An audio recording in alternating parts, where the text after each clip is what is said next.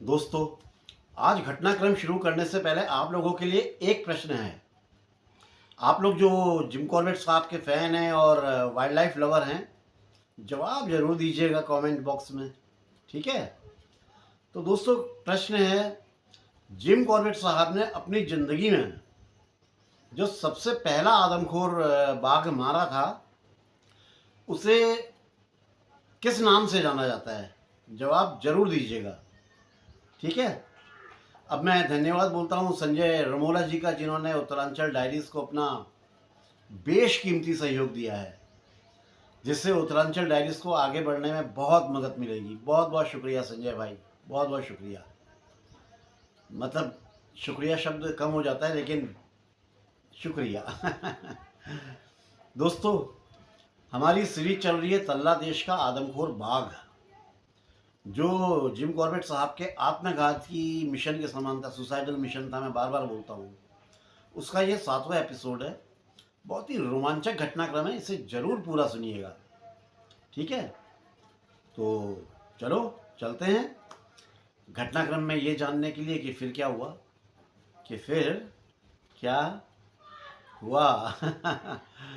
दोस्तों, पिछले एपिसोड में मैंने बताया था कि जिम कॉर्बेट साहब एक सकरी पगडंडी से होकर बहुत तेजी से पहाड़ के ऊपर चढ़ गए थे, और चोटी में पहुंचकर इन्होंने वहां पर एक खुली हुई जगह को देखा, एक खेत टाइप का या मैदान टाइप का देख कह लीजिए, जहाँ की घास जो है हाल में ही जलाई गई थी। और उस जली हुई घास की जो राख थी, क्योंकि पिछले शाम बारिश हुई थी, मैंने बताया था, तो उस जगह की राख गीली हो गई थी। उसमें इन्हें बाघिन के जो पंजे थे उसके निशान साफ साफ दिखने पड़ने लगे थे, मतलब साफ साफ दिखाई पड़ रहे थे। वहाँ से थोड़ा सा नीचे उतरकर एक जलधारा थी। बाघिन ने उस जलधारा में पहले पानी पिया और फिर कुछ देर आराम करने के बाद उसे पार करके वो ऊपर की तरफ घने जंगलों में चली गई थी। जो पहाड़ में रहते हैं वो बड़े आसानी से समझ जाएंगे किस तरह का होता है माहौल, क्योंकि अब देर भी होती जा रही थी, इसलिए ये पहाड़ की चोटी पर होते हुए अपने आदमियों के पास वापस लौट के आ गए थे। इतना मैंने सुनाया था। तो दोस्तों, अब चलते हैं कहानी में, ये जानने के लिए कि फिर क्या हुआ। है ना?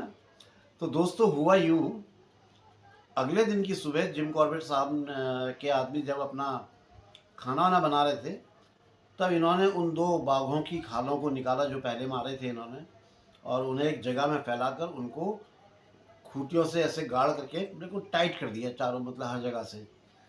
और फिर लकड़ी की राख और फिटकरी के पाउडर से उसकी जो है घिसाई करनी शुरू कर दी। उसके जितने गीली गीली जगहें थी, जहाँ जहाँ पे फैट था, सब वो रगड़ रगड़ के निकालना शुरू कर दिया। बाघों की खाल को जो है ना, बहुत ज़्यादा देखभाल की ज़रूरत होती है, क्योंकि अगर फैट का एक भी कण रह गया, ज़रा सा भी फैट कहीं पर रह गया, या होंठ, उसके जो होंठ होते हैं, कान होते हैं, जब पंजे हैं, इनका सही तरह से रख रखाव अगर ना किया जाए, तो जो उसकी खाल है, स्किन है, उससे उसके बाल गिरने शुरू हो जाते हैं, पूरी खाल बर्बाद हो जाती है। ये सब करते हुए दोपहर हो गई थी, और अब ये बाघिन की जो खोज है उस पर जाने के लिए तैयार हो गए थे। इन्होंने अपने दो लोगों को कैंप में जो है रखा, उनसे बोला कि भाई ये जो सिराऊ हम कल लाए हैं, इसकी खाल की देखभाल करो, उसको ठीक करो। और 4 आदमियों को लेकर ये उस जगह के लिए निकल पड़े जहाँ पर इन्होंने पिछली शाम को बाघिन का पीछा करना छोड़ दिया था, यानी कि वहाँ उस जलधारा के पास, जो जलाशय, जो जलधारा, जो गधेरा, यार हमारी भाषा में गधेरा बोलते हैं, वो गधेरे के पास जिस घाटी में से होकर गधेरा बह रहा था, जलधारा मतलब, वो इनकी उम्मीद से कुछ ज़्यादा ही चौड़ी और सपाट थी, और पश्चिम से पूर्व की ओर जाती थी। घाटी की बाईं तरफ वो पहाड़ था जहाँ पिछले दिन इन्होंने बाघिन का पीछा किया था। दाहिनी ओर वो पहाड़ था जिसके साथ साथ टनकपुर को जाने वाली सड़क थी। नरबख्शी के सक्रिय होने से पहले इन दोनों पहाड़ों के बीच में जो घाटी थी, जो वैली थी, उसमें तल्लाकोट के निवासी अपने मवेशियों को चराने के लिए लाते थे, यहीं पे लाते थे, यहीं चराते थे और फिर ले जाते थे। लेकिन आदमखोर हो जाने के बाद आना बंद कर दिया था। अब मवेशियों के आने जाने के कारण वहाँ की जो ज़मीन थी, वो आड़े तिरछों की जो रास्ते होते हैं, उनकी भूल भुलैया सी बन गई थी, और बारिश के पानी से जो कटाव होता था उसके कारण वो कई जगह छोटे नाले जैसे बन चुके थे। वो रास्ते थे लेकिन नालिया टाइप के थे। घाटी के चारों ओर अलग अलग आकारों के बिखरे हुए खुले खुले से मैदान थे, जो घनी झाड़ियों और पेड़ों के जंगलों से घिरे हुए थे। ऐसे अच्छे मैदान में सांभर, काकड़, भालू का तो शिकार किया जा सकता है और उनके पगमार्क जगह-जगह पे दिख भी रहे थे, वो जो पशु मार्ग बने हुए थे, उनमें दिख भी रहे थे। लेकिन वो ऐसी जगह नहीं थी जहाँ पर कोई शिकारी किसी नरभक्षी बाघिन का शिकार करने के लिए इस जगह को सेलेक्ट करता है, इस जगह को पसंद करता है कि हाँ, ये सही जगह है, नरभक्षी के लिए नहीं थी। बाईं तरफ के पहाड़ के नीचे घाटी का पूरा व्यू दिखाई पड़ता था, वहाँ से पूरा व्यू क्लियर था। इसलिए इन्होंने अपने आदमियों को जो पहाड़ का टॉप था, उसमें 200 गज के समानांतर पर खड़े 2 पेड़ों पर चढ़ा दिया, जो बराबर लेवल में थे, उनके 2 पेड़ों में चढ़ा दिया, जिससे कि वो पूरे एरिया पर अपनी नज़रें रख सके और अगर इन्हें कोई मदद की ज़रूरत पड़े तो वो तुरंत इन तक भी पहुंच जाएं। फिर ये उस जगह पर पहुंचे जहां पर पिछली शाम इन्होंने बाघिन का पीछा करना छोड़ दिया था, मतलब वो गधेरे के पास, वो जलदारा के पास, या वो वाटर बॉडी आप कह लीजिए। इन्होंने बाघिन को 7 अप्रैल को घायल किया था और अब 10 तारीख हो गई थी। सामान्यतः एक बाघ घायल होने के 24 घंटे के बाद उतना खतरनाक नहीं माना जाता है कि वो इंसान को देखते ही तुरंत हमला कर दे। वैसे तो इस बारे में पक्के तौर पे कुछ नहीं कहा जा सकता, हाँ, इस धोखे में नहीं रहना चाहिए, पक्के तौर पे कुछ नहीं कहा जा सकता है।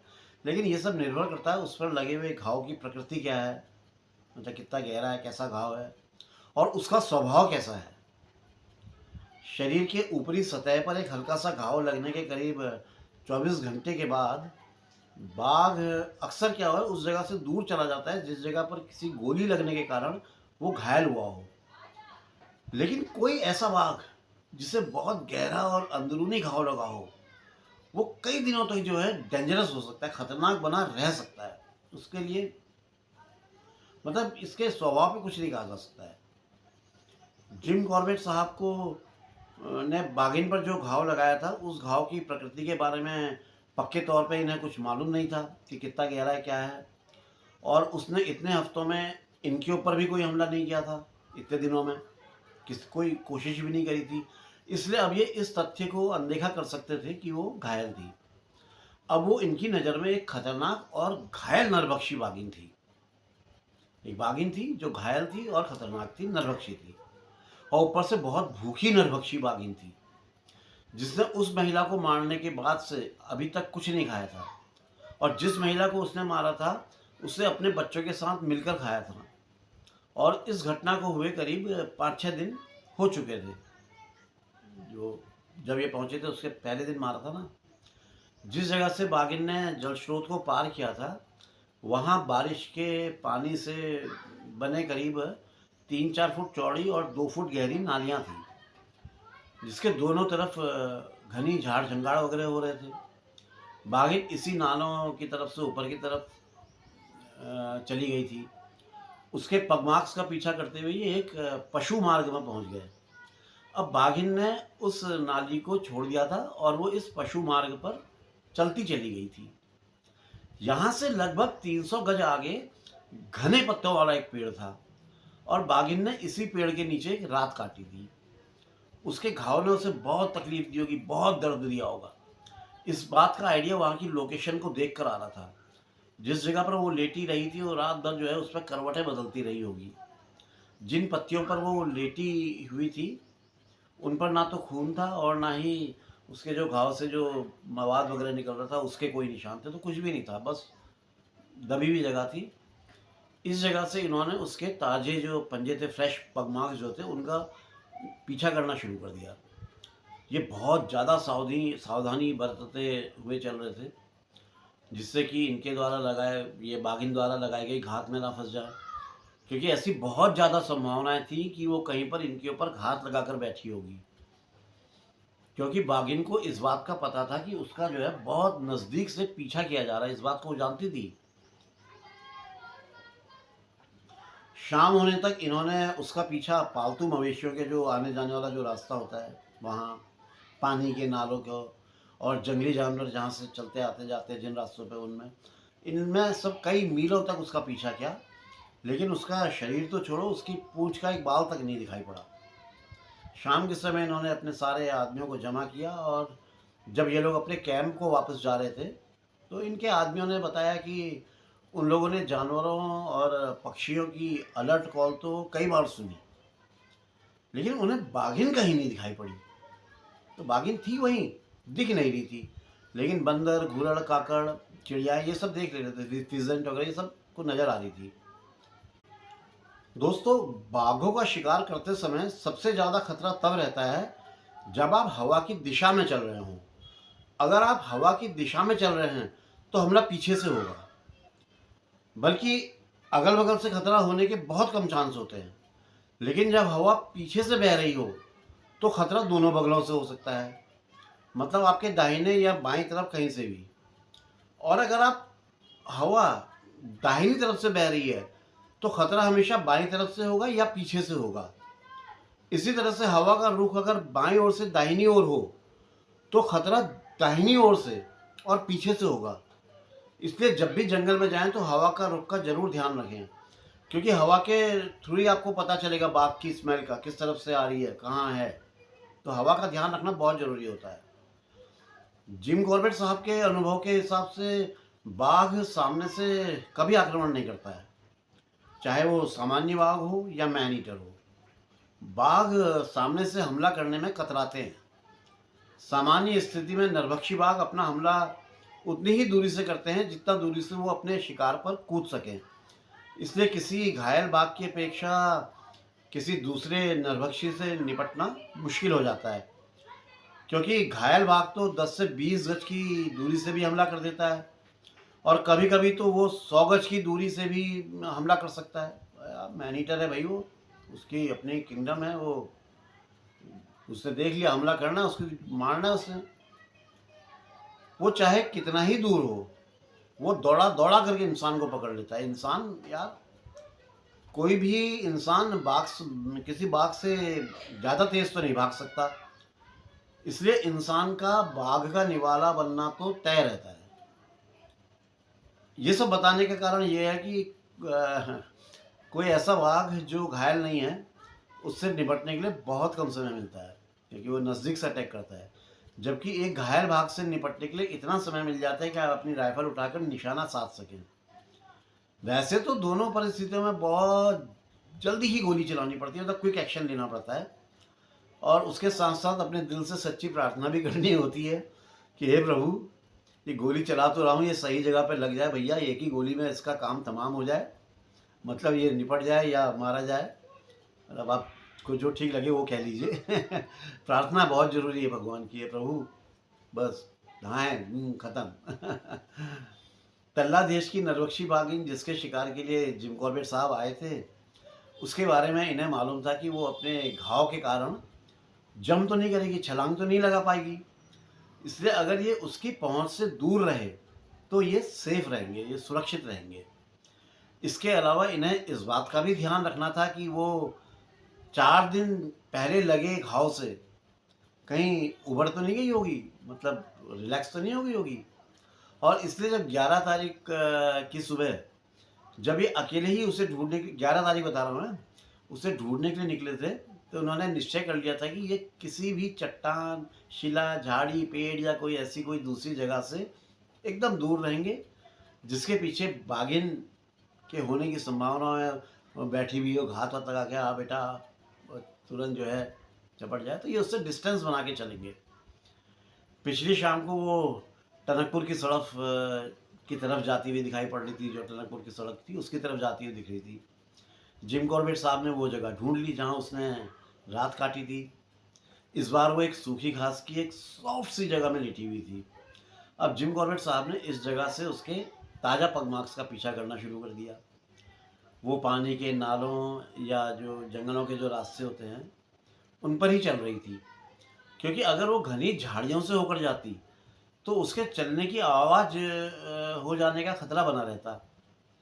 अब तक एक बात स्पष्ट हो चुकी थी कि वो बिना किसी कारण के किसी कारण के वो कहीं नहीं जा रही थी। अब उसे भूख मिटाने के लिए किसी शिकार की ज़रूरत थी जिसे वो मारकर खा सके, अपना पेट भर सके। कुछ ही देर बाद ये जो पानी की नालियाँ सी बनी हुई थी मैंने बताया, उनमें से एक में बाघिन ने एक छोटे से हिरण को दबोच लिया, मतलब मार दिया। ये हिरण का बच्चा रेत के ऊपर लेटकर आराम से धूप ले रहा था, तभी उसके सर पे ये पहुंच गई और उसे मारकर उसके जो खुर होते हैं उनको छोड़ करके बाकी पूरा खा गई। जिम कॉर्बेट साहब उससे कुछ ही दूरी पर चल रहे थे और ये इस बात को जानते थे कि उस थोड़े से भोजन ने उसकी भूख को और ज़्यादा भड़का दिया होगा, क्योंकि वो एपिटाइज़र का काम कर दिया होगा। जो थोड़ा सा खाओ तो फिर ज़्यादा और तेज भूख लगती है ना, तो वही हुआ होगा। इसलिए अब ये दुगने सतर्क हो गए थे, बिल्कुल अब और ज़्यादा अलर्ट हो गए थे। जिन रास्तों पर बाघिन जा रही थी वो घनी झाड़ियों और चट्टानों से होकर जा रहे थे। अगर जिम कॉर्बेट साहब का स्वास्थ्य ठीक रहता, मतलब उनके कान में तकलीफ नहीं होती, तो ये उसका पगमार्क्स का पीछा करते हुए उस तक पहुंच भी जाते। लेकिन दुर्भाग्य से इनकी स्थिति बहुत ज़्यादा दोस्तों, बहुत ज़्यादा ख़राब हो गई थी। इनका सर जो होता है, पूरा चेहरा और गर्दन से सूजन आ गई थी और सूजन भी इतनी ज़्यादा बढ़ गई थी कि ये अपना सिर ऊपर नीचे या दाएं या बाएं ये नहीं कर पा रहे थे, मतलब सीधे हो गए थे बस।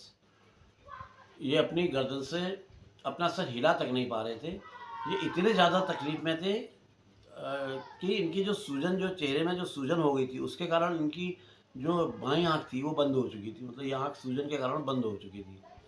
हालाँकि उनकी दाहिनी आँख थोड़ा ठीक थी, थोड़ा ठीक, और ये थोड़ा बहुत हल्का-हल्का सुन भी पा रहे थे। अब दोस्तों यार, आप लोग खुद सोचो यार, एक आदमी की ऐसी हालत है जो बद से ज़्यादा बदतर स्थिति में है और अपने कान के दर्द से परेशान है, चेहरे में सूजन है, गर्दन में सूजन है, हिल नहीं सकता है, एक आँख भी बंद हो चुकी है, किसी भी तरह से सर को ऊपर नीचे या दाएं बाएं नहीं हिला सकता है, बुखार में है। और ऐसी स्थिति में होने के बावजूद वो एक नरभक्षी बाघिन को मारने के लिए निकला है। और उससे बड़ी बात यह कि इसमें उसका कोई निजी स्वार्थ नहीं है, ना तो उसे पैसे मिलने वाले थे और ना ही कोई ऐसा बहुत बड़ा इनाम मिलने वाला था। ऐसी हालत में अगर वो इंसान एक नरभक्षी बाघन को ढूंढ रहा है, उसका शिकार करने जा रहा है, तो यार ये सुसाइडल मिशन या आत्मघाती मिशन हुआ कि नहीं, बताओ आप लोग। वो सिर्फ हमारे लोगों के लिए, हमारे उत्तराखंड के लोगों के, हमारे जो उस समय के बुजुर्ग रहे या उस दौर के जो लोग भी रहे, उस दौर में जब ना लाइट थी ना सड़कें थी, हमेशा पैदल चलना होता था, वो भी जंगलों में। सिर्फ उन लोगों की रक्षा करने के लिए जिम कॉर्बेट साहब अपने प्राणों की बाजी लगाने को तैयार रहते थे। वाकई में हम उत्तराखंड वासियों के लिए जिम कॉर्बेट साहब देवतुल्य ही थे। रुद्रप्रयाग के तेंदुए को मारा, पनार के तेंदुए को मारा जिसने 400 से ज़्यादा लोग खा लिए थे, मुक्तेश्वर की आदमखोर बाघिन को मारा, मोहान के आदमखोर को मारा, चौगढ़ के आदमखोरों को मारा, तल्ला देश में तो ये 3, एक माँ और उसके 2 बच्चे जो आने वाली दिनों में नरभक्षी बन सकते थे, उन्हें मारा। और इन सबसे मेन तो चंपावत की नरभक्षी बाघिन जिसने 436 लोगों को मार के खाया था, उसे मारा। चंपावत की जो नरभक्षी है, इसका नाम तो दोस्तों आपको Guinness book of world records में भी मिल जाएगा। ये वर्ल्ड के अंदर, पूरी दुनिया के अंदर एक ही इकलौती ऐसी बाघिन है जिसने सबसे ज़्यादा इंसानों को मारा और खाया, वो भी मात्र 7 साल के अंदर। 7 सालों में 430 निपटा दिए। और ये सारे आदमखोर सिर्फ समाज सेवा के लिए मारे, ये पैसा ऐसा कमाने के लिए नहीं मारे। ये तो बल्कि उल्टा उन लोगों को जिनके मवेशियों को बाघिन या बाघ मार देता था, अपनी जेब से पैसे देते थे कि लो यार भाई, तुम अपने लिए नई गाय भैंस या बकरी जो भी है वो खरीद लेना। अपनी जेब से खर्चा करते थे यार। वाकई में यार बहुत महान इंसान थे जिम कॉर्बेट साहब, हैट्स ऑफ यार। एक बात सोचो, अपने घर का नर्म नर्म बिस्तर और गरम गरम खाना छोड़कर कौन ऐसा इंसान होगा जो रात भर पेड़ों की टहनियों में तमाम बारिश और आंधी तूफानों के बीच बैठकर काटे, वो भी बिना कुछ खाए पिए, बस एक सिगरेट के सहारे से। कौन होगा ऐसा इंसान यार। सिर्फ गांव वालों को आदमखोर से निजात दिलाने के लिए हमारे पहाड़ में कॉर्बेट साहब को, इनको कारपेट साहब कहते थे, और ये सारे आदमखोर शिकार इन्होंने तब किए जब टेक्नोलॉजी इतनी डेवलप नहीं थी, ये टेलीस्कोपिक गन नहीं थी, कुछ नहीं था दोस्तों। इनके हाथ में जो टॉर्च, जिसको बैटरी बोलते हैं, वो पहली बार तब आई थी जब ये रुद्रप्रयाग के तेंदुए को मारने के लिए गए थे, स्पेशल ऑर्डर पे आई थी। और वो और वो टॉर्च भी उन दिनों उसको स्पेशली दिल्ली से मंगाया गया था, स्पेशल ऑर्डर करके। यार ऐसे महान आदमी के लिए तो दिल से यार सलाम निकलता है, दुआ निकलती है। ऐसा नहीं है दोस्तों कि जिम कॉर्बेट साहब सिर्फ बाघों को मारते थे, बल्कि वो बाघों की सुरक्षा के लिए भी काम करते थे। सबसे सबसे पहला जो पहल थी वो इन्होंने ही करी। बाघों को संरक्षण देने का काम इन्हीं के द्वारा शुरू हुआ और यूनाइटेड प्रोविंस में बना पहला national park sir Hailey national park, जो अब उत्तराखंड में है और उसे जिम कॉर्बेट नेशनल पार्क के नाम से सारी दुनिया जानती है, इन्हीं के नाम पे है। खैर, हम लौटते हैं अपने घटनाक्रम की तरफ। उस पूरा दिन ये बाघिन का पीछा करते रहे, लेकिन इन्हें बाघिन दिखाई नहीं पड़ी और इनको ऐसा विश्वास था कि शायद बाघिन ने भी इन्हें नहीं देखा है। जिन जगहों पर जैसे पानी के नाले, पगडंडियाँ, मवेशियों के चलने के रास्ते या घनी झाड़ियों से होकर वो जा रही थी, तो ये भी उसके पगमार्क्स का पीछा एक लंबा चक्कर लगाकर कर रहे थे। ये सीधे पीछे नहीं कर रहे थे, ऐसे घूम करके जा रहे थे। ये पूरा जंगल और ये क्षेत्र इनके लिए बिल्कुल नया था, जैसा मैंने पहले बताया आपको। और ये इस बात को भी नहीं जानते थे कि कौन सी जगह इनके लिए कितनी सुविधाजनक या असुविधाजनक रहेगी। ये बस पीछा करते जा रहे थे। इस वजह से इन्हें और ज़्यादा मीलों तक पैदल चलना पड़ा, क्योंकि घूम घूम के करना पड़ रहा था ना।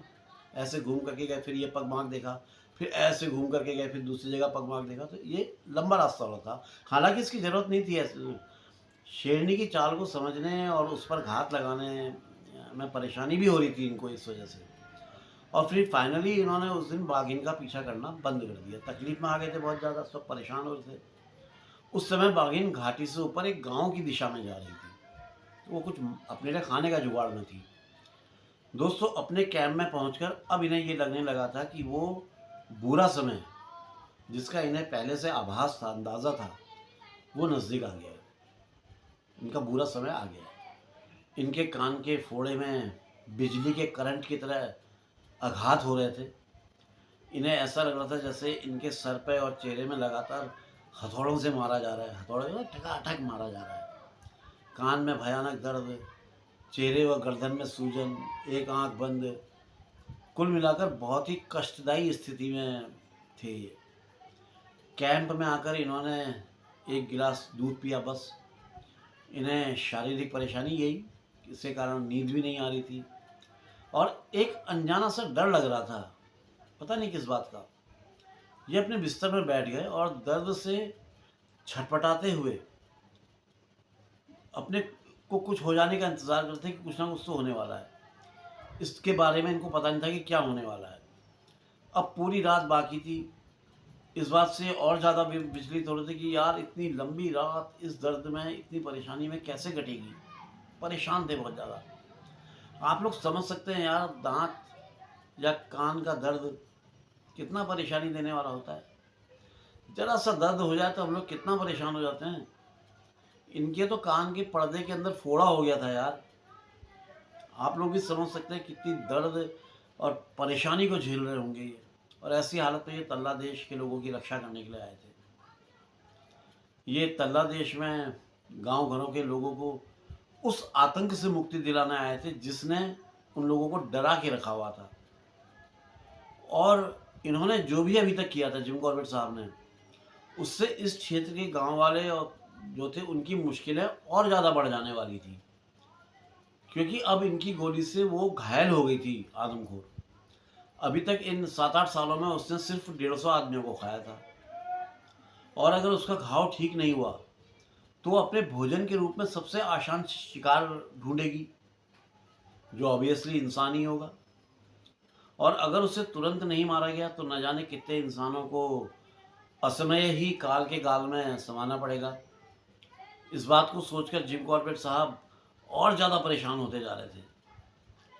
इसलिए बाघिन और इनके बीच मौत का फैसला होना बहुत ज़रूरी हो गया था। या तो बाघिन रहे या ये रहे, मतलब अब इनके दिमाग में यही था, या तो मैं या वो। और यही रात इस फैसले को पूरा करने का सबसे अच्छा मौका था, क्योंकि अगर फिर वो दूर निकल जाती तो फिर नहीं मिल पाती। तो कुछ सोचकर जिम कॉर्बेट साहब ने अपना फाइनल डिसीजन ले लिया। उन्होंने अपने आदमियों को 1 कप चाय बनाने के लिए बोला। उस चाय को सिर्फ दूध में बनाया गया, मतलब पानी वगैरह नहीं मिलाया गया, दूध में ही पत्ती शक्कर डाल दी गई। और यही चाय जो थी इनका रात का खाना थी।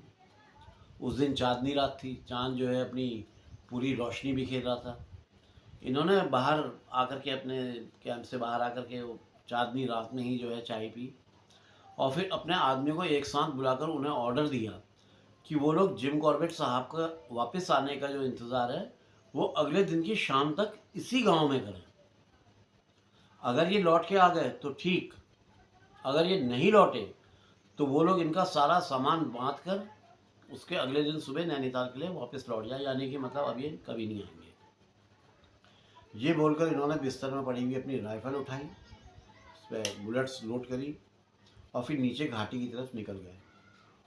जिम कॉर्बेट साहब ने बाघिन से आर पार की लड़ाई लड़ने का पूरा मूड बना लिया था। इन्होंने सोच लिया कि आज की रात यार या तो वो जिंदा रहेगी या मैं जिंदा रहूँगा, आज जो होगा आर पार का होगा। उनके इस रूप को देखकर इनके आदमी जो न जाने कितने सालों से इनके साथ थे, उनमें से किसी की भी इतनी हिम्मत नहीं हुई कि वो इनसे पूछ सके कि ये किधर जा रहे हैं, और ना ही उनमें से किसी की हिम्मत इन्हें रोकने की हुई। किसी के भी मुंह से एक शब्द नहीं निकल रहा था। वो केवल एक ग्रुप में खड़े होकर इन्हें दूर जाते हुए देख रहे थे। थोड़ा सा आगे जाने के बाद जिम कॉर्बेट साहब पीछे की तरफ वापस मुड़े, गर्दन नहीं घुमाई, पूरा शरीर ऐसे वापस घुमाया, अपने आदमियों को देखा तो इनके आदमी अभी भी वैसा ही, वही वो ग्रुप में जैसे खड़े थे वैसे के वैसे ही खड़े थे जैसे ही उनको छोड़कर निकले थे। उन्हें कोई मूवमेंट नहीं हुई थी। फिर ये वापस घाटी की ओर घूमे और निकल गए अपने सुसाइडल मिशन पर। पूरा पीछे घूमकर पलट कर देखना इनको इसलिए पड़ रहा था क्योंकि गर्दन तो इनकी हिल तक नहीं रही थी, पूरा शरीर ही घुमाना पड़ रहा था, सब तो सूजा हुआ था। तो दोस्तों इसके बाद क्या हुआ ये जानना भी तो बहुत ज़रूरी है ना। तो इसके लिए तो आपको बने रहना पड़ेगा उत्तरांचल डायरीज़ के साथ। दोस्तों आगे की घटना तो और भी ज़्यादा रोमांच से भरी हुई है। अपनी ऐसी हालत होने के बाद जिम कॉर्बेट साहब के साथ क्या हुआ होगा, सोच सकते हैं आप?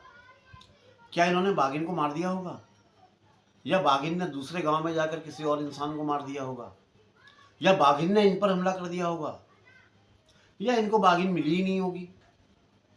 कुछ भी तो संभावना हो सकती है ना। तो ये सब जानना भी तो बहुत ज़रूरी है ना।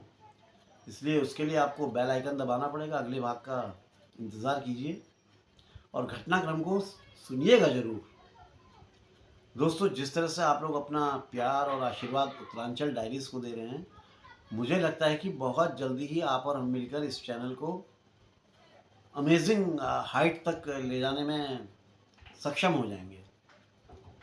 आप सभी मित्रों का बहुत बहुत धन्यवाद और साधुवाद। आप लोगों से रिक्वेस्ट करता है यार, अपने फ्रेंड्स के साथ, अपने दोस्तों के साथ जो वाइल्ड लाइफ या नेचर लवर है उनके साथ शेयर कीजिए, तो उनको भी कहानी सुनने के लिए मिले।